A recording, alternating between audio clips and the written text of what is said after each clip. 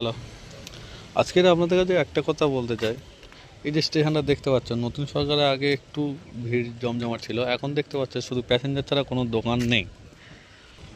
আপনারা জানেন যে সব জায়গায় হকার উচ্ছেদ হচ্ছে।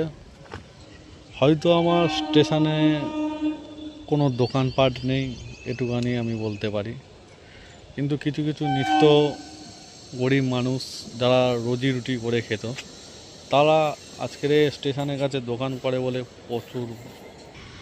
আর যদি ট্রেন চলাচল বন্ধ হয়ে যায়, দেখবে উভয় পক্ষের মানুষই চাপে পড়ে যাবে।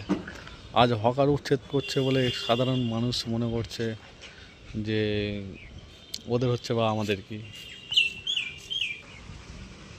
একটা জিনিস মনে করতে হবে যে নিত্য যাত্রীদের জন্য হোক, যারা মাঝে মাঝে যায় তাদের জন্য হোক, হকার তাদের জন্যই থাকে। হকার কখনোই হচ্ছে কি বিদেশ থেকে ডলার টাম আসবে তার জন্য কিন্তু ঘুগনি নিয়ে বসে থাকে না। তো একটা যাতে সমাধান হয় সেটাই বলার চেষ্টা করব। আর আজকে কখনোই আমরা কোনো হসপিটাল, কোনো শ্মশানে